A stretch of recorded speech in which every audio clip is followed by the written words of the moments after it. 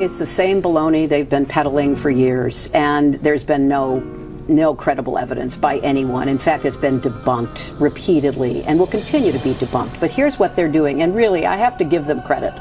You know, Trump and his allies, including Fox News, are really experts at distraction and diversion. Hold it now. CBS News confirms the Democratic Party and Hillary Clinton's presidential campaign helped pay for controversial research into President Trump's ties to Russia. The dossier was produced by former British intelligence officer Christopher Steele. He was subcontracted and hired by Fusion GPS. After Fusion GPS was hired by Clinton campaign lawyer Mark Elias. According to Thor Halvorson from the Human Rights Foundation, Fusion GPS is a smear firm hired to politically destroy people. Halvorson claims he was targeted by Fusion for work he did in Venezuela undercovering corruption. Thank you! The Trump dossier, funded by the Clinton campaign and the DNC, contains salacious details about Trump and his alleged connections to Russia. Obviously, a lot of the allegations within the dossier go to issues of either coordination or collusion between the Trump campaign and the Russians, or the issue of potentially compromising material. Those general issues are very much within the scope of our investigation. That it was Hillary's campaign and the Democratic National Committee that paid this firm to amass this dossier, framing Trump and trying to blame him for coordinating with Russia. In light of that information, that she paid for it, listen to what she wrote in her book, What Happened. The FBI also began investigating a dossier prepared by a well-respected former British spy that contained explosive and salacious allegations about compromising information the Russians had on Trump. No mention of the fact that she paid for it, that this was a document developed by a spook hired by Hillary Clinton's campaign. This lying about it and covering it up, which not only included Hillary, but probably also included Mueller and Comey and the FBI and the Justice Department, which had to have known that the money came from Hillary, is just incredible. Now, having said all this, why aren't I 50 points ahead, you might ask? Why did you find that quote from Adam Schiff to be so significant? Well, he still views the dossier as credible.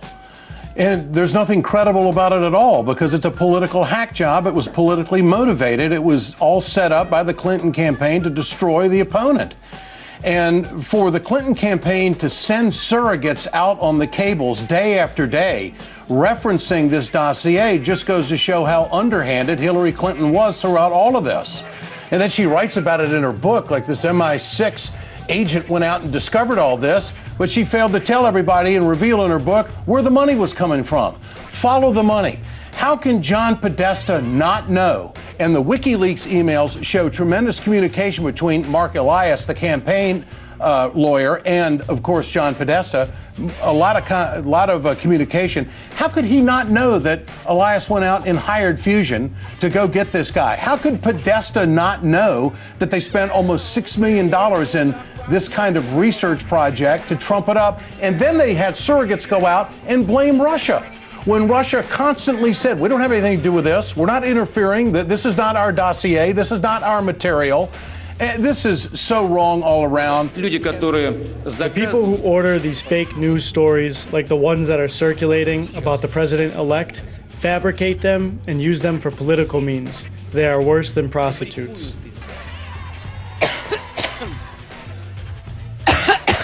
We're also learning tonight that we were right about the GPS Fusion dossier. Tonight, even the Washington Post has to finally begin to report what we have been telling you forever. And according to the Washington Post tonight, I love to quote them, Hillary Clinton's campaign and the DNC, they paid for that phony research that eventually became the dossier. That's the same document that used Russian government-paid sources and made wild and completely untrue and ridiculous accusations about Donald Trump. And remember, the Democrats, media, they were happy to repeat, for example, that Donald Trump was in the Ritz in Moscow and he had hookers urinating in his bed. And James Comey wanted to hire this man and pay him taxpayer dollars. All of this makes the Clinton campaign and the DNC tonight complicit in spreading Russian propaganda and Russian lies about then-candidate Donald Trump. Now, they're spreading this Russian propaganda. They've been lying to you, the American people, using phony Russian sources. And this lie has gone on for over a year. This is an apple. Some people might try to tell you that it's a banana. They might scream banana, banana, banana over and over and over again. They might put banana in all caps. You might even start to believe that this is a banana. But it's not. This is an apple.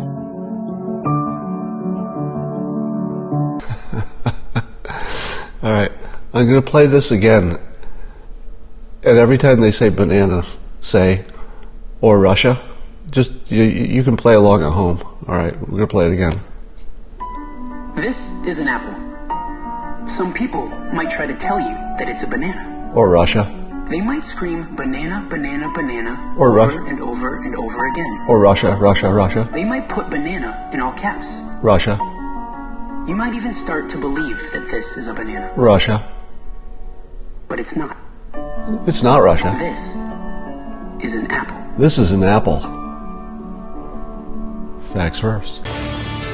This is CNN, home of fake news. That Russian officials and even Vladimir Putin ordered a cyber campaign to help President Trump. But one thing that they've been struggling to find is the issue of collusion, whether there has been any so far between Russian officials and Trump officials, because there are a lot of leads and a lot of questions that they have yet to answer. And obviously, they have made clear publicly that the FBI is investigating potential collusion between President Trump's campaign during the 2016 presidential race and any sort of collusion with suspected Russian operatives, Anderson. The FBI did not want to pursue leaks. They thought the most important part of the story was the probe into Russian collusion, possible collusion with the Trump campaign. Do you know anything about that?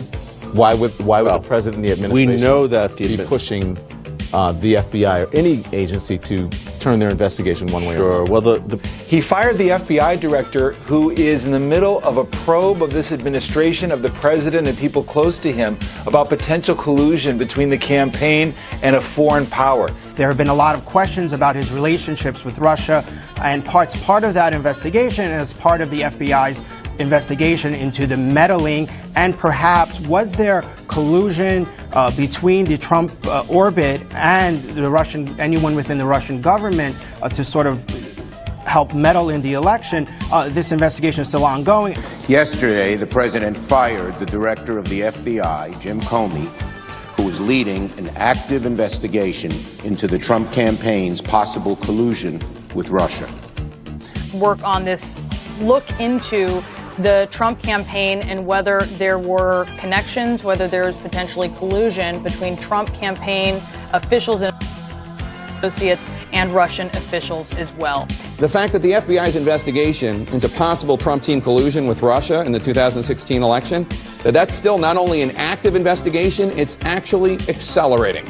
And White House officials, many caught off guard by the move and the blowback, are scrambling to explain it, insisting it had nothing to do with the fact that Comey was leading the investigation into possible collusion between Trump associates and Russian officials during the presidential campaign. I think it is a situation where the president is impeding a significant investigation to determine whether, in fact, there was collusion between the Trump campaign and the Russian government. As you know, Russia has been interfering in elections big time in Germany, in the Ukraine, many countries around the world.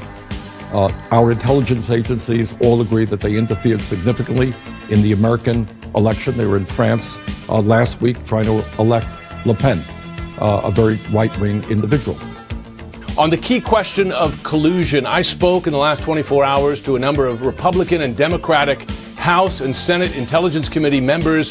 All of them say that the issue of collusion is not closed. They are still investigating the possibility that Trump associates coordinated with Russian officials or other Russians known to U.S. intelligence during the campaign. That case, Aaron, is not closed.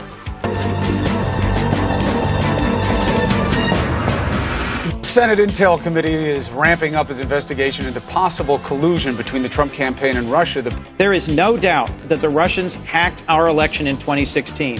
We need to protect our 2018 and 2020 elections. As we see the Russians take aggressive action against our allies in Europe, we need to get to the bottom of 2016 if we're going to defend our democracy. Here comes a big change, because all of a sudden in March, Comey confirms when he's speaking to Congress that yes, the FBI is investigating possible Russian collusion in this election, and that includes looking at the Trump team and what they might have been doing.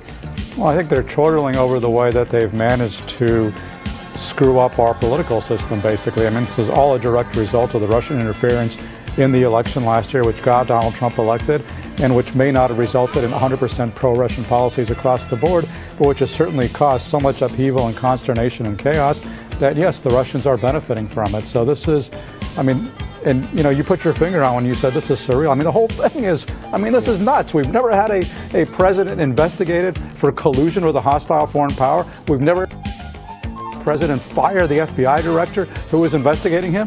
And we've never had these bizarre scenes with the Russian president and the foreign minister laughing about it on that same day. I mean, this is off the charts crazy. Sensitive investigations such as this, of course, the Russia probe and possible collusion with associates of the Trump campaign. Here we have a threat to the democracy, in fact, the theft of our democracy attempted by the Russians, and possible collusion by Trump associates in that criminal action that threatens our democracy. If you're in the Trump White House and you know that they're looking for collusion by members of the Trump campaign, it's pretty clear they're in hot pursuit when they're asking for more resources for investigation. Really, the real threat here is if there was indeed that collusion or cooperation with the Russians. That is existential threat is probably a bit of hyperbole there, but that's the real serious thing. And again, Comey's now gone. Who's going to replace him? You're in this unenviable position where the president of the United States is going to name the guy who's going to investigate him. I mean, how does this go forward? The Russians how does that work? And I can tell you, people are very worried, and so many Americans feel that this government is in crisis, that this president thinks he is above the law. What you talking about, Willis? I go back to the most obvious point is do you buy uranium? We are obsessed with buying drugs on the dark net or guns from private dealers. And this story is about buying uranium. I mean, are we going to have a new William Devane commercial? Like, now's never been a better time to buy uranium. What's in your nuke? It makes no sense to me that's not the big question. The next question is, will the networks cover this investigation with the sweaty exuberance that they covered with the collusion? Because this really is a bias exposure flashlight. After last week's initial report from The Hill that the FBI had uncovered a Russian bribery plot before the Obama administration approved the deal. A Media Research Center study found CNN gave the story less than 4 minutes of airtime during the first week of that report. And CBS gave the story just more than a minute of coverage. ABC and NBC did not cover it at all, at least through the start of this week.